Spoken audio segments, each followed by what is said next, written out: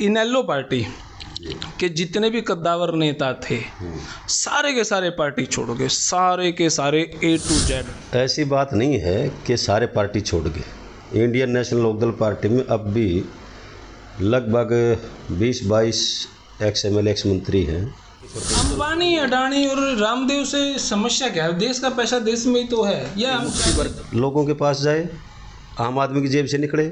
आज महंगाई किस चरम पर पहुंच गई, क्या हालत कर दी। आज से पहले फूड प्रोडक्ट पे कोई GST नहीं। जितने भी प्रदेश अध्यक्ष हैं सबको सिक्योरिटी है, आपके पास सिक्योरिटी नहीं है। सारे भैया ने भाई मेरी राम राम। मैं जगदीप शर्मा स्टेप अप जे सर यूट्यूब चैनल पर आपका स्वागत करता हूं। इस टाइम हूं बहादुरगढ़ में। बहादुरगढ़ में भी कहाँ पे भाई, इनेलो पार्टी के प्रदेश अध्यक्ष हमारे नफे सिंह राठी जी के पास। सर जी नमस्कार। नमस्कार सर, कैसे हैं?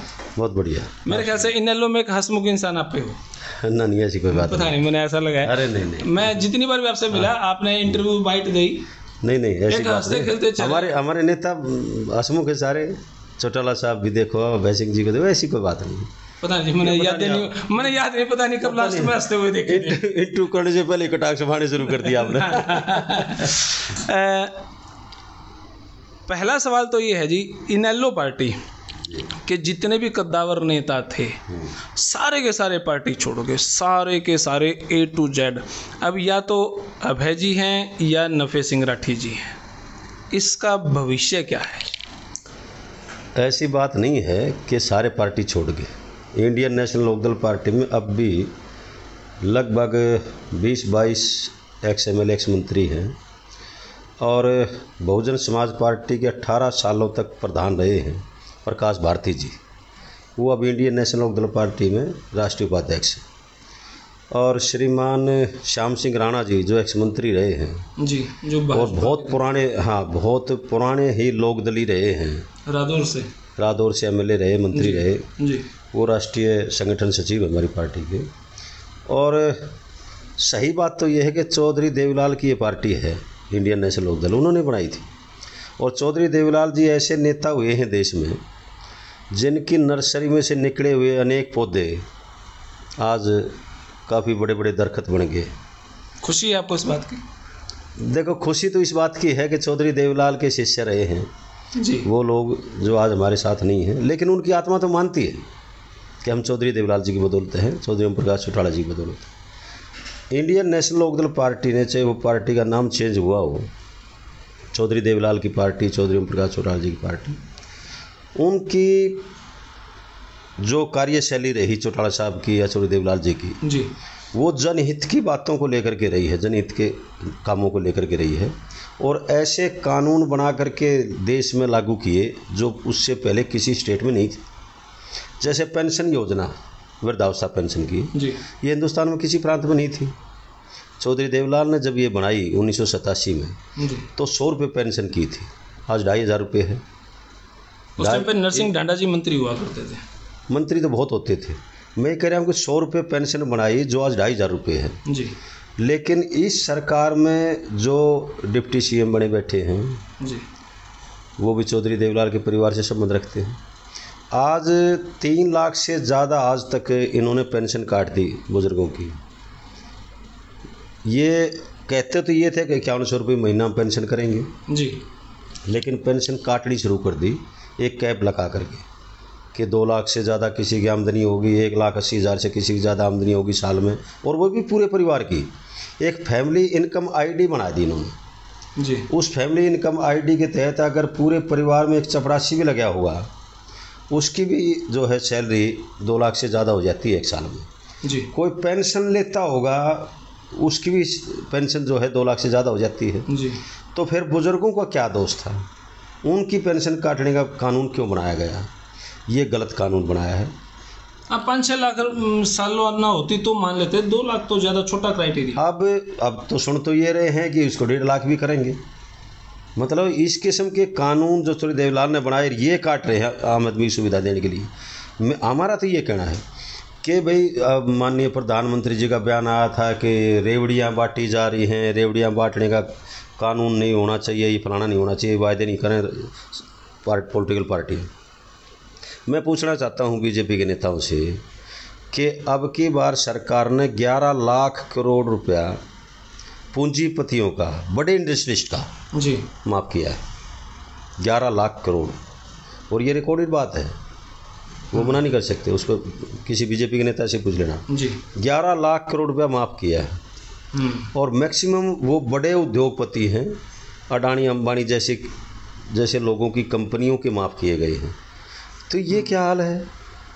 प्रधानमंत्री जी कहते हैं देश नहीं बिकने दूंगा, BPCL बेच दिया, LIC के आधे शेयर बेच दिए, हवाई अड्डे बेच दिए, रेलवे स्टेशन बेच दिए, रेल भी आजकल अडानी जी की चलने लग गई। ये क्या हो रहा है? वो क्या रहा है देश में? जो बोलता है उसके ऊपर इनकम टैक्स के छापे, ED के छापे, CBI की इंक्वायरी, ये वो मतलब एक ऐसा भय का वातावरण बना दिया कि कोई बोले ही नहीं, देश हित में कोई नहीं बोले। जो बोलेगा वो देशद्रोही, उसके प्रदेश अंबानी, अडानी और रामदेव से समस्या क्या है? देश का पैसा देश में ही तो है, या हम चाइनीज जापानी कंपनी बोल रहे हैं? क्या ये देश का पैसा ये मुट्ठी भर लोगों के पास जाए, आम आदमी की जेब से निकले? आज महंगाई किस चरम पर पहुंच गई, क्या हालत कर दी। आज से पहले फूड प्रोडक्ट पे कोई GST नहीं था, टैक्स नहीं था। अब तो इन्होंने दूध पे टैक्स लगा दिया, पनीर पे लगा, सब चीज़ पे लगा दिया। कोई छोड़ी क्या? कोई चीज़ नहीं छोड़ी इन्होंने। माननीय प्रधानमंत्री जी का नारा था स्वच्छ भारत अभियान। स्वच्छ भारत अभियान के नारे के तहत लोगों ने सोचा बहुत अच्छा काम करेंगे।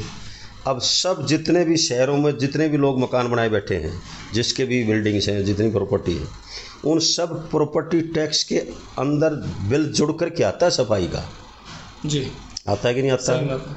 एक बहुत बड़ा कई लाख करोड़ रुपए का घोटाला हो सकता है ये पूरे देश में। कई हज़ार करोड़ रुपए का घोटाला तो केवल हरियाणा में है, अमृत योजना का। अमृत योजना के तहत जो फंड दिया गया है, उस फंड को इतनी बेरहमी से लूटा जा रहा है कि अंदाज़ा नहीं लगा सकते आप। कोई इंक्वायरी नहीं करवाते, कोई कितना ही शोर मचा लो, कितने अखबारों में दे लो, कितने प्रदर्शन कर लो, कितने कंप्लेंट कर लो, नो, कोई इंक्वायरी नहीं। ये आपके बातें तो सुनने में तो सही लग रही हैं, प्रैक्टिकल भी हो सकती है सही, लेकिन आम जनता नगर परिषद और नगर पालिका के इलेक्शन में रिजल्ट देखा तो फिर भाजपा देखिए इनेलो, मैं बताता हूँ जी। हाँ, इनेलो पूछ लो, कट्ठी पूछ लो, बता दो। इनेलो, कांग्रेस, आम आदमी पार्टी, कहीं कुछ नजर नहीं आ रहा। पिछली दफ़ा जो चुनाव हुए थे 2016 में नगर पालिका परिषदों के जी, उस टाइम पे केवल 2 जगह बीजेपी के चेयरमैन नहीं बने थे, चेयरपर्सन नहीं बने थे। एक डबवाड़ी में और एक बहादुरगढ़ में जी। बहादुरगढ़ में तो बीजेपी तीसरे नंबर पर रही थी।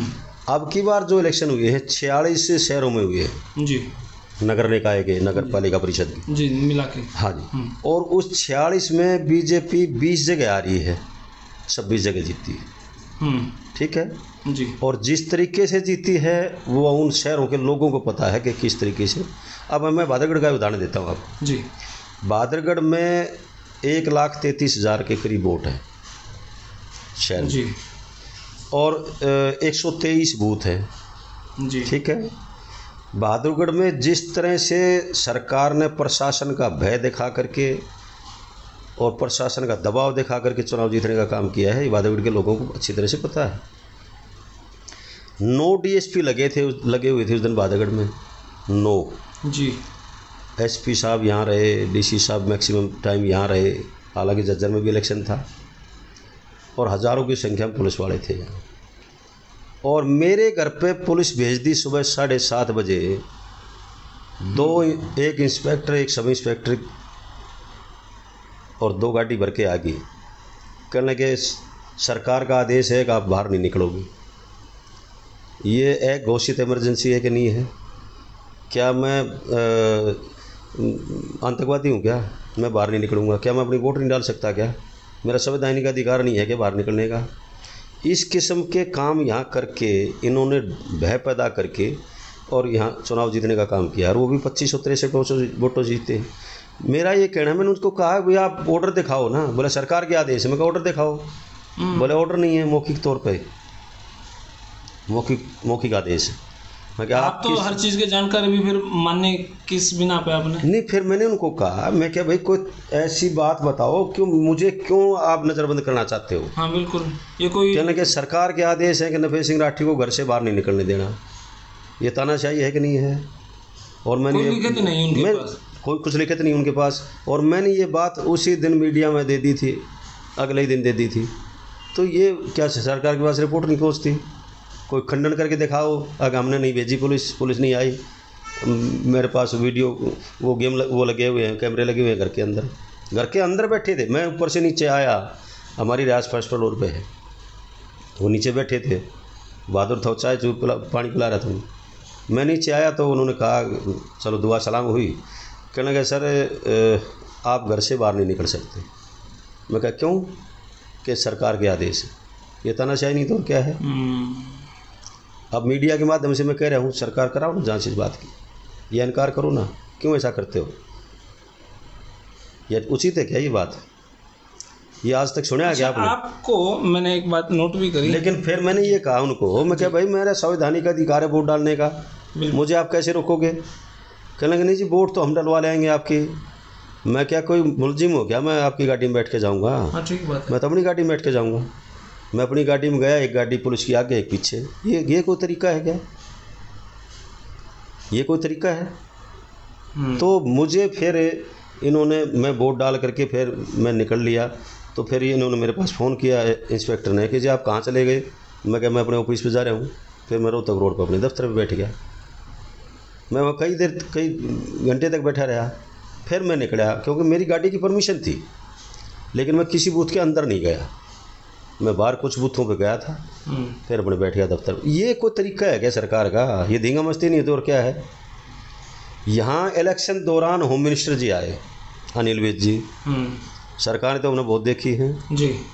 अनिल विज जी ने जो भाषण दिया ओपन यहाँ 200-250 लोगों की रैली में, ये कहा कि अधिकारी नोट कर लें, सीधे टर्मिनेट करूँगा, सस्पेंड नहीं करूँगा, सीधे टर्मिनेट करूँगा। क्या उचित था? चुनाव आचार संहिता लगी हुई थी। चुनाव आचार संहिता लगने के बाद में किसी मिनिस्टर का ये कहना कि मैं सीधा टर्मिनेट करूँगा सीधा, ये शोभायमान है? आप बताइए। ये इस किस्म की धींगा मस्ती करके सरकार लाने की बात कोशिश करते हैं। रही बात वोट, टोटल मैं बताता हूँ आपको, पूरे हरियाणा में ये 46 नगर निकाय के जो चुनाव हुए जी, उसमें 12,72,800 कुछ लोगों ने मतदान किया है टोटल, और बीजेपी को 3,33,000 कुछ वोट मिली हैं। 12 में से 3.25 लाख 3,33,800 के करीब वोट मिली है जी। 25.2% पोलिंग हुई है बीजेपी के पक्ष में जी, टोटल पोलिंग का। ठीक है। लगभग 75% वोट बीजेपी के खिलाफ गया है। ये नहीं दिखाते क्या वो? आप मीडिया क्यों नहीं दिखाता ये बात? मीडिया भी दबा बैठा है। कितने मीडिया वाले हैं जो सच्चाई दिखाते हैं? आप बुरा ना मानना मेरी बात का, बहुत कम है, हिम्मत वाले बहुत कम हैं। दिखाओ ना ये बात कि क्या हालत हो रही बीजेपी की। मुख्यतः पार्टी 3 ही थी, 4 पार्टी, तो क्या बाकी 3 पार्टियों में बराबर डिवाइड? आप मैं एक बात पूछना चाहता हूँ कि इंडियन नेशनल कांग्रेस की परसेंटेज मैं बताता और फिर मैं बताता हूँ। हमारी पार्टी 2018 में 2 फाड़ होगी जी, पार्टी टूट गई। ठीक है। पार्टी टूटने के बाद 2019 का चुनाव आया, ठीक है। 2019 का चुनाव आया तो 2019 के चुनाव में जहां हमारी पार्टी को 2% से भी कम वोट मिले थे, जिसमें गांव भी आ गए और शहर भी आ गए, ठीक है ना बात आपकी। बीजेपी कांग्रेस अक्सर ये आरोप लगाते हैं, आरोप क्या, ये चर्चाएं करते हैं, प्रचार करते हैं कि इन लोग तो केवल गांव की पार्टी है, देहात की पार्टी है जी। ये कहते हैं ना, यही बात चलती है। इन 46 शहरों में जो चुनाव हुए, उस चुनाव में इंडियन नेशनल लोकदल पार्टी का वोट परसेंटेज 17% के करीब है। आप आंकड़े निकाल लेना जो वोट मिली है, ठीक है। कांग्रेस ने मैदान छोड़ दिया बीजेपी के डर की वजह से। डर क्या था कि हुड्डा साहब, आप सबको पता है कि मिले हुए हैं, कांग्रेस बीजेपी से मिली। कैसे लगता है? मैं बताता हूँ। लोग तो कहते हैं भाई इनेलो और भाजपा एक है, आप कह रहे हैं हुड्डा साहब भाजपा। अरे हम तो प्रूफ दे करके बात करते हैं जी। कांग्रेस के पास कोई प्रूफ नहीं है, सिवाय दुष्प्रचार के। हम प्रूफ देकर के हमारे नेता, आपका तो भाजपा के साथ गठबंधन भी रहा है। गठबंधन टूटते रहते हैं, बढ़ते रहते हैं, वो अलग मैटर है। लेकिन इनेलो का कभी कांग्रेस के साथ नहीं हुआ, भाजपा का कभी कांग्रेस के साथ नहीं हुआ। तो मैं बताता हूँ, सुनो, अगर देश हित में कोई गठबंधन करना पड़े तो क्या कांग्रेस ने हमारी पार्टी से बात नहीं की है? क्या हुड्डा साहब ने अपने बेटे को राज्यसभा में भेजने के लिए चौधरी अभय सिंह चौटाला से वोट नहीं मांगी? पूछ लो ना कांग्रेस वालों से। जो बात हम कह रहे हैं उसमें एक बात भी अगर गलत निकल जाए तो आप मेरे खिलाफ जो मर्जी छापो, जो मर्जी कहो। हुड्डा साहब के बेटे ने जब राज्यसभा का चुनाव लड़ा, दीपेंद्र हुड्डा जी ने, उस टाइम पे बीजेपी ने 3 कैंडिडेट खड़े नहीं किए क्योंकि सीट 2 थी। ठीक है बात ये जी। अब की बार 3 क्यों खड़े कर दिए? 31 एमएलए हैं कांग्रेस के, अब की बार 3 क्यों खड़े किए? क्योंकि दीपेंद्र हुड्डा चुनाव नहीं लड़ रहे थे। दीपेंद्र हुड्डा का तो एहसान उतारना था उन्होंने, जो सुभाष चंद्रा को राज्यसभा भेजने के लिए स्याही बदलवाई थी 12 लोगों की हुड्डा साहब ने। ओके। एक बार अब देखो और ताज़ा बताता हूँ भादेगढ़ की भी घटना, ये तो परसों की है जी। परसों चुनाव था, यहाँ हमारे 14 वोट आए हैं, बीजेपी के 18 आए हैं। बीजेपी के 13 जीत करके आए, ठीक है, बीजेपी के 13 वोट थे और कांग्रेस के 5 वोट थे। ठीक है बात। कांग्रेस का 1 वोट खिसकने की संभावना थी। अब कांग्रेस ने 5 के 5 वोट, पहले दिन तो आदेश ये हुआ कि भाई चुनाव लड़ाएंगे हम। दीपेंद्र हुड्डा जी ने अपने पार्षदों को आदेश दिया भाई चुनाव लड़ना है। उन्होंने चुनाव लड़ने के लिए हाँ कह दिया, लेकिन अगले दिन जिस दिन पोलिंग होनी थी उस दिन प्लानिंग बदल दी और अपने पार्षदों को टेलीफोन करके यहाँ के स्थानीय एमएलए भाई राजेंद्र जून ने ये कहा कि आप बीजेपी की वोट दो। 13 वोट बीजेपी की और 5 वोट कांग्रेस की, 18 वोट आई, हमारी 14 वोट आई। मैंने खुद दीपेंद्र हुड्डा जी से टेलीफोन करके अनुरोध किया था एक दिन पहले 9 तारीख को कि जी यहाँ सिचुएशन ये है कि 13-14 वोट हमारी हैं और 5 वोट आपकी हो जाएंगे तो ये गठबंधन नहीं, ये BJP anti chairperson vice chairman बन जाएगा। हाँ जी, बीजेपी का एंटी बन जाएगा। जब तक हमने कैंडिडेट भी डिक्लेयर नहीं किया था। अगर वो ये कहते कि आप इंडिपेंडेंट को उठाओ, हमारे साथ कुछ 1-2 और भी थे, वो इंडिपेंडेंट भी आ जाते, अगर हम उसको कैंडिडेट बनाते तो वो बात नहीं बन जाती बात। हाँ तो बात और भी बढ़िया बन जाती है। लेकिन उन्होंने ये कहा कि राठी साहब मैं देखता हूँ। दीपेंद्र हुड्डा जी ने 11:02 पे बात हुई थी मेरी उनसे रात को जी, बोले मैं देखता हूँ। लेकिन मेरी बात होने के बाद भी उन्होंने ठीक 4 मिनट के बाद में एक कांग्रेस के पार्षद को टेलीफोन करके कहा कि भाई चुनाव लड़ना है पार्टी की तरफ से। और उस पार्षद से मिलने के लिए ठीक जब उनसे उनकी बात हुई तो 5 मिनट के बाद मेरे भतीजे कपूर राठी उस पार्षद के घर पे गए और उनसे वोट की अपील की। तो उन्होंने ये दिखा दिया कि अभी देखो 11:06 पे दीपेंद्र हुड्डा जी का फ़ोन आया है, उन्होंने कहा कि इलेक्शन लड़ना है। मैंने उनको कहा जी अगर आप कैंडिडेट खड़ा करोगे तो सीधा सीधा लाभ बीजेपी को मिलेगा, ठीक है ना, बिल्कुल, और 1-2 वोट और भी इधर उधर खिसक सकती है, इसलिए आप कैंडिडेट ना खड़ा करो और बीजेपी के खिलाफ वाइस चेयरमैन बन जाएगा। ठीक बात, कहने मैं देखता हूँ। उसके बाद उन्होंने आदेश दिया और फिर अगले दिन सुबह जब वोट डालने की बात आई, वो पार्षद इकट्ठे हुए तो 4 पार्षद इकट्ठे हुए उनके कुल। एक पार्षद उनका पहले चला गया था, ठीक है। वो 5 के 5 वोट उनको आदेश दिया राजेंद्र जून जी ने फ़ोन करके कि भाई अगर आप अलग कैंडिडेट खड़ा करोगे तो 2 या 3 वोट आएंगे, 2-3 वोट खिसक जाएंगे। उनको ये डर था, इसलिए उन्होंने कहा कि 5 के 5 वोट बीजेपी में डलवा दें। ये तो परसों का ही है, 48 घंटे भी ना हुए हैं। ऐसा कारण, ऐसे क्या समीकरण बनाए जा रहे हैं भाजपा के जो कांग्रेस उनको सपोर्ट कर रही है? आपके हिसाब से क्या लगता है? देखिए मेरे हिसाब से तो कोई ब्लैकमेलिंग है या कोई धमकी है? मैं बताता हूँ कि बीजेपी की जो सोच है जिस हिसाब से वो चल रहे हैं, क्या मायावती को बंधक नहीं बना लिया? मायावती जी के खिलाफ भी ईडी के, इनकम टैक्स के, सीबीआई के जी चल रहे हैं केस। जी अब ये यूपी का चुनाव था, जी उस चुनाव में जिस पार्टी ने अपने दम पर उत्तर प्रदेश की सरकार बनाई, कई बार बनाई, बिल्कुल। चलाई, बिल्कुल ठीक है ना, जी उस मायावती जी को भी बीजेपी ने इस बात के लिए बाध्य कर दिया कि जैसे हम कहें वैसे चलना है। उत्तर प्रदेश बड़ी बड़ी रैलियां दिखती तो दिखी नहीं। मैं ये कह रहा हूँ कि जो कैंडिडेट आए मायावती जी की तरफ से, वो चर्चाएं हैं इस बात की कि वो लिस्ट बीजेपी ने दी और कैंडिडेट की घोषणा मायावती जी ने करवाई, जिसकी वजह से वो गठबंधन पीछे रह गया। अब जैसे पंजाब में है, कैप्टन अमरिंदर सिंह पावरफुल नेता थे, और कैप्टन अमरिंदर सिंह के खिलाफ भी ईडी के, सीबीआई के ये कई मामले चल रहे हैं। उनसे भी कांग्रेस को कमज़ोर कराने का फरमान जारी करा बीजेपी ने, और उन्हें इतना कमज़ोर कर दिया कि मेरे ख्याल में कांग्रेस की शायद एक आध सीट को आई होगी पंजाब में, ये हालत कर दी। ऐसे ही हरियाणा में करेंगे ये।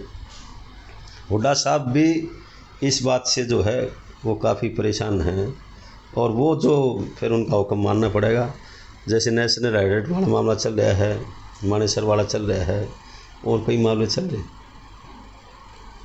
राजनीति भाई इस तरह से चल रही है, जो हम घर बैठ कर सोचा वो इस तरीके से नहीं, लेकिन जो आज नफ़े सिंह राठी जी ने जो तथ्य पेश करे, आदमी सोचने पर तो मजबूर है भाई। हाँ, जबकि नफ़े सिंह राठी जी ने भी दीपेंद्र जी के पास फ़ोन करा और कहा कि भाई अब जो भी सेटिंग हो भाई उससे भाजपा का नहीं बनेगा, और उसके बावजूद भी वो उनके खिलाफ गए और भाजपा का ही बन गया। तो ये समीकरण कुछ ना कुछ गड़बड़ा देने वाले हैं। एक बात मैं जानना चाहूँगा जी, बताइए। जितने भी प्रदेश अध्यक्ष हैं सबको सिक्योरिटी है, आपके पास सिक्योरिटी नहीं है। देखिए, जब मैं और जबकि आपको तो धमकियां भी मिली हैं। मैं बताता हूँ, हम राजनीति अपनी जगह है जी, हम सामाजिक आदमी हैं, बिल्कुल। और समाज में जो घटनाएं घटती हैं और जो लोगों को तकलीफ़ें होती हैं, उसके लिए आवाज़ उठाना हमारा धर्म भी है, फर्ज भी है। चौधरी देवीलाल जी ने यही शिक्षा दी थी कि अगर सत्ता में रहो तो कलम से भला करो, और सत्ता से बाहर रहो, विपक्ष में रहो तो लोगों की आवाज़ उठाओ। देवीलाल के नाम पे आप भी चला रहे हैं, देवीलाल के नाम पे दुष्यंत जी भी, वो तो उनके, देवीलाल नाम के आदित्य देवीलाल चौटाला जी भी चला रहे हैं जी, सारे उनके नाम से कमांड कर रहे हैं। देखो, वो उनके वारिस हो सकते हैं, वारिस हैं जी, लेकिन वो राजनीतिक वारिस नहीं कहे जा सकते, क्योंकि चौधरी देवीलाल की नीतियों के विपरीत काम कर रहे हैं। चौधरी देवीलाल जी ने पेंशन बनाई, अब जो सरकार पेंशन काट रही है 3 लाख से ज़्यादा तो लोगों की काट दी है सरकार ने। अब वो उसमें मंत्री बने, डिप्टी सीएम हैं, उनके पार्टी के 2-3 मंत्री बने हुए हैं। क्या उनका धर्म और फर्ज नहीं बनता कि चौधरी देवीलाल जी ने ये पेंशन बनाई थी, सरकार क्यों काट रही है? क्या उन्होंने वायदा नहीं किया था अपने घोषणा पत्र में कि 5100 रुपये महीना पेंशन देंगे? क्यों नहीं दी? अब तो कम से कम उनको मुखर होकर के मुख्यमंत्री के ऊपर दबाव देना चाहिए कि आप पेंशन मत काटो, क्योंकि चौधरी देवीलाल ने कोई कैब नहीं लगाई थी। ये नहीं कहा था कि 2 लाख 4 लाख की जिसकी आमदनी होगी उसकी पेंशन कट जाएगी, ये तो नहीं कहा था। तो वो उसी सरकार में बैठे हैं जो पेंशन काट रही है, और फिर इसलिए उनको राजनीतिक वारिस नहीं कहा जा सकता। क्या हिंदुस्तान में और एमएलए एमपी नहीं थे? चौधरी देवीलाल जी की नीतियों पर कोई चले तो अभय सिंह चौटाला जी चले। जब किसानों के बीच में आए तो किसान संगठनों ने कहा था कि इस्तीफा दे करके आओ ताकि सरकार पर दबाव पड़े। इस हिंदुस्तान में 4216 एमएलए बनते हैं, राज्यसभा के मेंबर पार्लियामेंट एमपी मिला करके 5020 के करीब संख्या है उनकी जी। क्या एक में भी दम नहीं था अभय सिंह के अलावा कि वो किसानों के लिए रिजाइन दे देते? क्यों नहीं दिखाया दम? कि किसानों के लिए, मजदूरों की जो लड़ाई थी, ये जो कृषि संबंधी काले कानून थे जी, इनके हक में, इन काले कानूनों के खिलाफ जी, अगर किसी नेता ने इस्तीफा दिया तो चौधरी अभय सिंह चौटाला ने दिया। और किसने दिया बताओ आप? क्योंकि मेंबर पंचायत ने भी दिया हो किसी ने, क्यों नहीं दिया? दम नहीं है लड़ाई लड़ने का, दमे में दम नहीं है। अब जो जिला परिषद का इलेक्शन होगा उसमें क्या भूमिका रहेगी? जिला परिषद के चुनाव में इंडियन नेशनल लोकदल पार्टी ने फैसला किया है कि हम अपने पार्टी सिंबल पर चुनाव लड़ेंगे, सिर्फ जिला परिषद का। सिर्फ जिला परिषद का। क्या आम आदमी पार्टी या किसी और पार्टी के साथ कोलैप्स करके कुछ? नहीं, अभी आम आदमी पार्टी का तो अभी कोई आधार ही नहीं है। आम आदमी पार्टी में दिल्ली के साथ टच है हमारा एरिया। जी बिल्कुल, दिल्ली के टच है। 100 मीटर भी नहीं है जी। 100 मीटर भी नहीं, हम तो दिल्ली के सीम पे बैठे हैं। 100 मीटर छोड़ो, 10 मीटर भी नहीं है। बिल्कुल बिल्कुल, जहाँ बैठे हो जी ये बिल्कुल ये दीवार परली साइड में दिल्ली है। हाँ जी। तो मैं ये कह रहा हूँ कि यहाँ तो केजरीवाल जी की सत्ता मेरे ख्याल में 15 साल होने को आए होंगे, ठीक है ना जी। और कम से कम 20,000 लोग भादोगढ़ के ऐसे हैं जो लगभग डेली पैसेंजर हैं वर्किंग डे में। बताया ना मैंने आपको जी। वो ट्रेन के माध्यम से, मेट्रो के माध्यम से, अपनी सवारियों से, बसों से, ठीक है, आते जाते नौकरी करने वाले हैं, बिजनेस करने वाले हैं, प्राइवेट कंपनी में काम करने वाले रूटीन में जाते हैं रोजगार के लिए। हाँ जी। उन्होंने यहाँ चुनाव लड़ाया, एक भी पार्षद के उम्मीदवार की भी जमानत नहीं बची, और ये चेयरपर्सन का जो लड़ाया था उसकी जमानत जब्त होगी। लगभग 80,000 के करीब वोट पोल हुई है। आम आदमी पार्टी के उम्मीदवार को मुश्किल से 2,500 वोट मिली। कहाँ है वोट इनकी? ड्रामेबाजी से वोट मिलती नहीं, तो केवल ड्रामेबाजी, सोशेबाजी, सोशल मीडिया, ये वो उसमें करने वाले लोग हैं। लोगों के बीच में लोगों की आवाज़ नहीं उठाते हैं। बहुत बहुत शुक्रिया सर आपका। थैंक यू, धन्यवाद आपका। बहुत बहुत शुक्रिया।